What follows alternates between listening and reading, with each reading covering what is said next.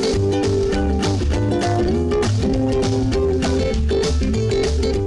everyone! So our activity for today is tada! Making animal prints and patterns. Okay, so now let's get ready. Get your materials ready. So now, ihanda na yung inyong art materials. You'll just be using pen and paper. Ngayon, okay, so before we begin, I will show you a photo and can you guess what animal could it be? Just by looking at the pattern, the texture, and the color, you can guess anong animal kaya ito? It's a zebra. Okay, yes. So a zebra has black and white stripes. So pag sinabing stripes, ito yung parang mga guhit-guhit na linya-linya kagaya nito. Okay, so get your paper. Ganito tayo mag-start. Sige. Try natin. Let's draw a curved line like this. This will be the part of the head. Ito yung bandang ulo. Okay. Next, gagawa niyo pa ng isa pang ganito. This will be the back. Ito yung kanyang likod. Okay? Ngayon, let's do the head. Look. This will be the head of your zebra. And then, we'll draw the neck straight to the legs. Okay? So, yan. Ganyan lang natin. So, yung zebra, hindi ganun kahaba yung neck niya. Next, let's draw 4 legs. 1, 2, 3, 4. Yan. Now, let's draw the part of the nose. Yan, nose. And then the hair. Okay, hair. Para make a zigzag line going down. Lagyan natin ng ears. The ears. 1, 2. Now, let's do the stripes. So, how do you do the stripes? Lagyan natin ng stripes. Yan. Lines. Pwedeng curve ng konti yung mga lines. Tapos, usually, look, yung feet ng zebra, look, meron siyang hooves. So, lagyan natin yan. Look. Yan. Para humaba-haba naman yung legs niya. And then, shade it.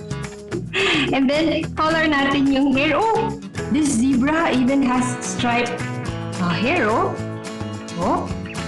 Okay. Tapos, look at the nose. I think the nose, what's the color of the nose? What's the color of the nose? It's black din. So, let's shade this part of the nose.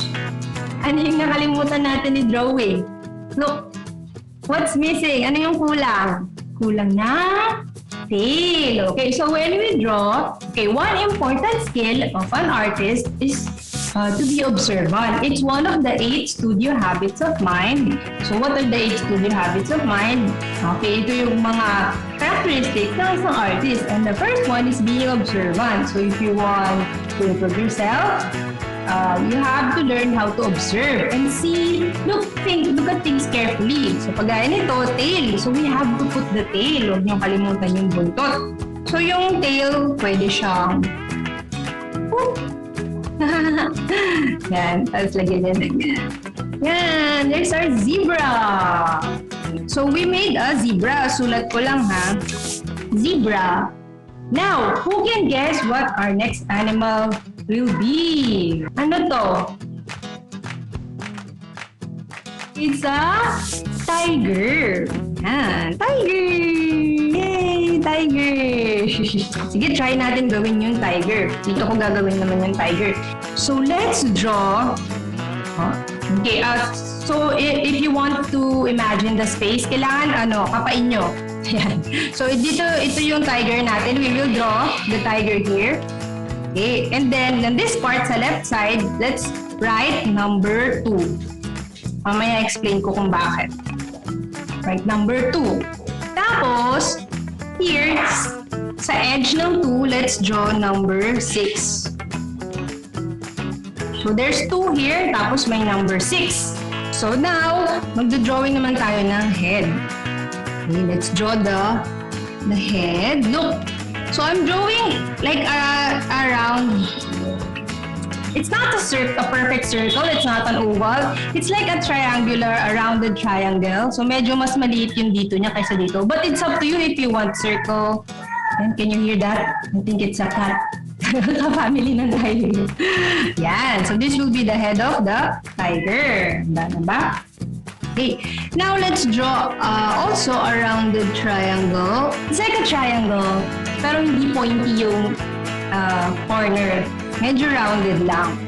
And then look, gawa tayong two curved lines. Remember the W? It's like that. Parang ganon. Tingnan niyo to ha. One. Like letter C. Letter C.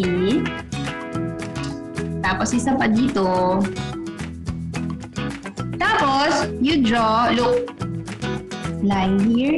And then line here. Next, draw eyes. Tapos, mouth. So, try to shade this black. Ayan, black nose. Tignan natin yung itsura ulit ng tiger, ha? Look. Hindi pala black yung nose niya. Medyo black and pink lang. Sige, next. Lagyan natin ng ears. 1, 2. Medyo round lang siya. Pero gagawin natin itong medyo pointy yung balahibo. Yan. Yan. Okay. Then, nalagyan na natin ng what do you call this? Lagyan na natin ng stripes dito. 1, 2, 3. Parang triangle.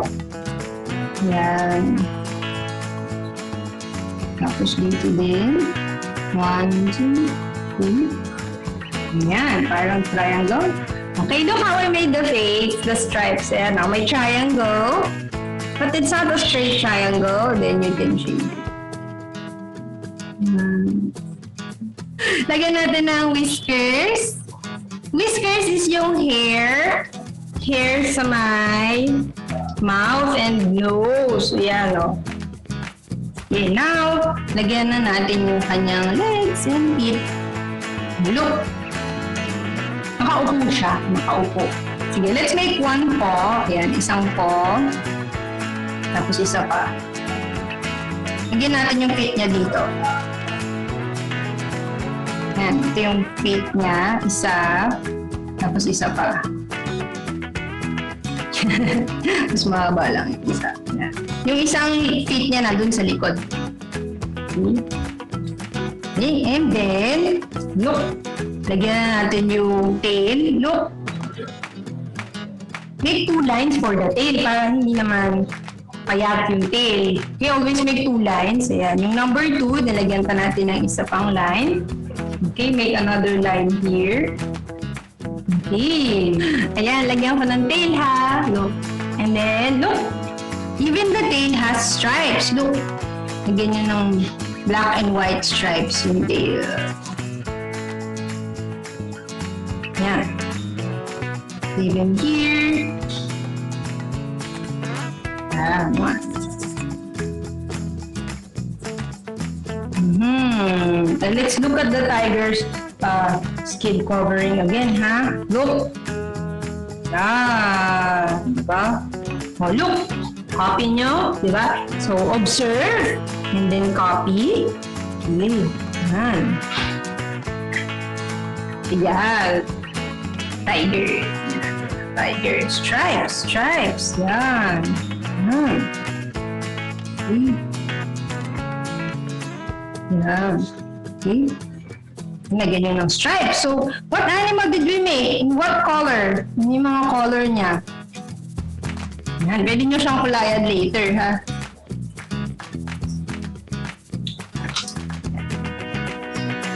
So, the common pattern of the zebra and the tiger is called stripes. Sulat ko dito, ha?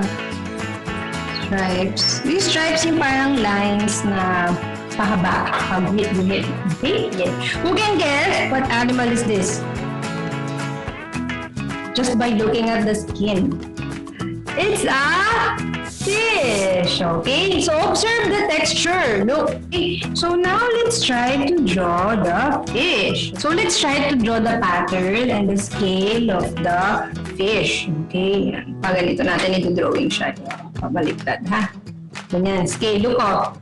Look at the pattern. So ganyan siya ha. So first, let's draw a curved line. Yan, kayang-kaya nyo yan, diba? And then, another line. So, yan. And then, let's draw. Look, pwede nyo kasi continue to, but you can draw like less than sign, like that. Okay. And then, draw a curved line here. This is the gills. Ito yung ano niya, yung gills. Tingnan nyo. Ito. Yeah. Okay, next, the eyes. The eyes are big. Malaki yung mata. Big eyes. Big circle, small circle. Yan. Tapos shade natin to.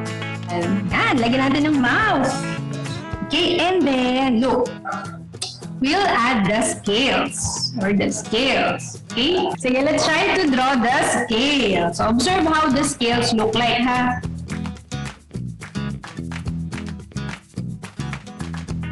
So, this is how they look like.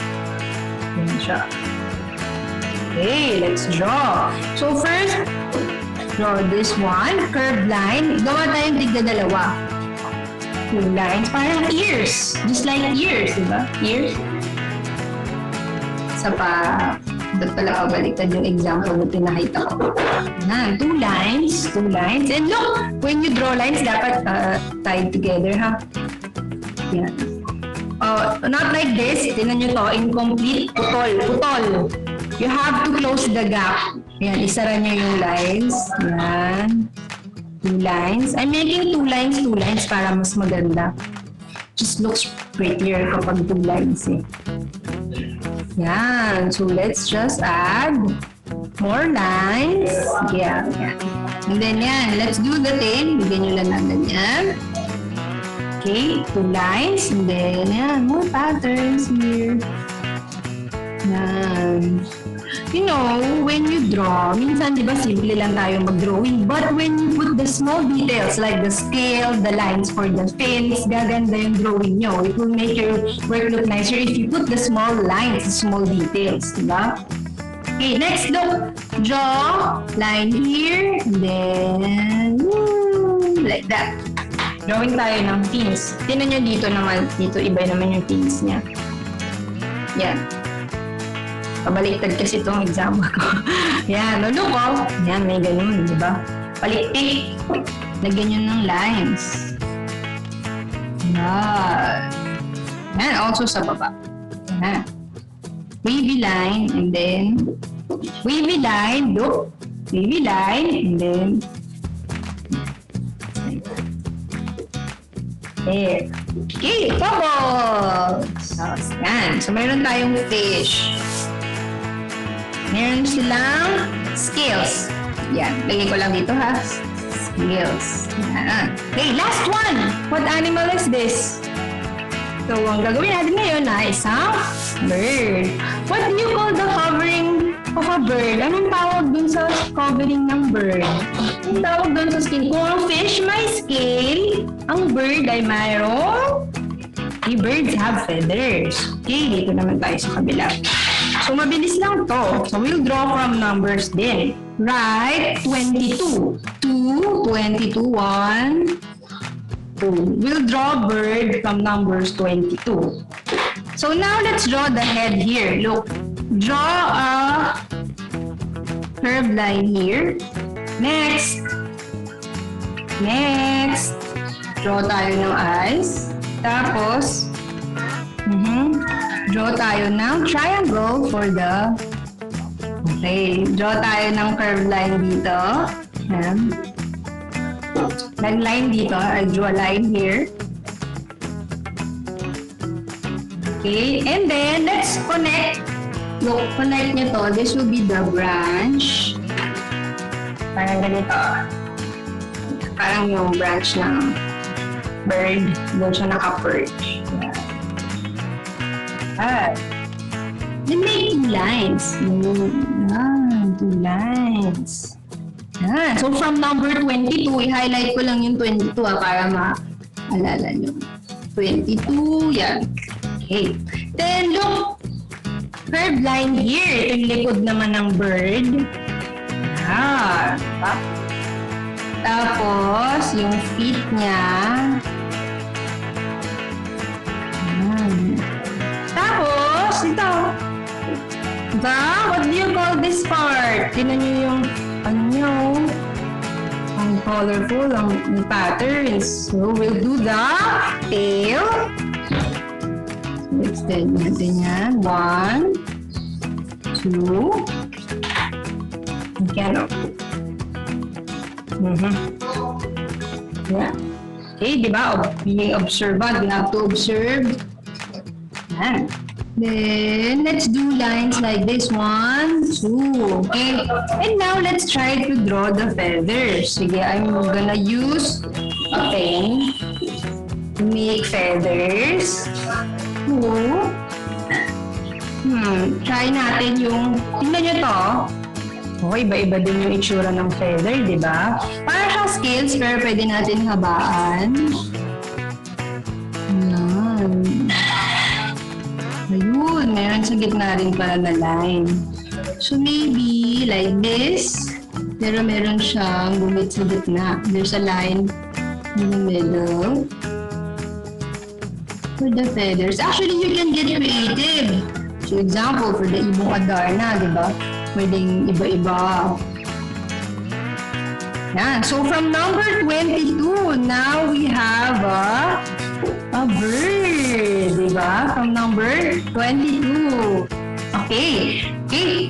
So just to summarize what we did today. So gumawa tayo ng zebra, tsaka ng tiger. So these animals have stripes. Okay. Stripe pattern. Then for this one, for our fish, meron siyang scales. Okay?